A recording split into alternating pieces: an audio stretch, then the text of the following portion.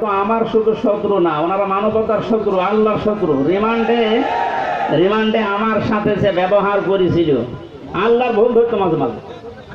এই যে অফিসার গুলো ছিল কাউন্টার টেররিজমের এই মেন দায়িত্বে যে লোকটা ছিল আসাদুজ্জামান, মনির উত্তম আগে ছিল আমার সময়, আসাদুজ্জামান, এরপরে এসপি আতিকুর রহমান,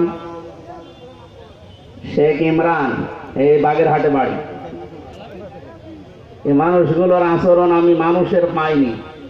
রিমান্ডে আপনি আমার মামলার কথা জিজ্ঞাসা করেন, যে বিষয়ে আমাকে মামলা দেওয়া হয়েছে ওইগুলো বলেন যে আমি কিছু পারি কিনা, দেখেন না আল্লাহর ভুল ধরে যে আল্লাহর এই কাজটা করা ঠিক হয়েছে।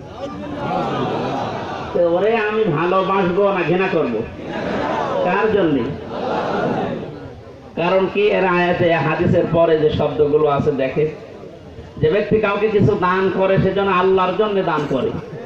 এখানে 7 বার আমি আসার চেষ্টা করেছি, লক্ষ লক্ষ টাকা খরচ হয়ে গেছে, কিন্তু আমার উঠতে দেবেন। এই জন্য এখানে যদি আপনি কিছু এই খরচটা তোলার জন্য দিয়ে যান, যে ড্রাম গুলো দেওয়া আছে, জোর করে না, আল্লাহর জন্য দিয়ে যাবেন। কাউকে যদি কিছু না দেন যে আমি দেব না, তাও যেন আল্লাহর জন্য হয়। এই 4টা কথা যদিও সহজ, এটা কত কঠিন মানা, এখন সে বাস্তবতা চলে এসেছে। এই কঠিন অবস্থায় এই 4টা বিষয় আমরা যারা মেনে চলতে পারি, নবীজি বলেন ফাকাদ ইসতাকমালাল ঈমান, সে তার ঈমানকে পরিপূর্ণ করে নিয়েছে। এই হাদিসটা আমাদের জীবনে আমল করার তৌফিক আল্লাহ যেন দান করেন, আমিন।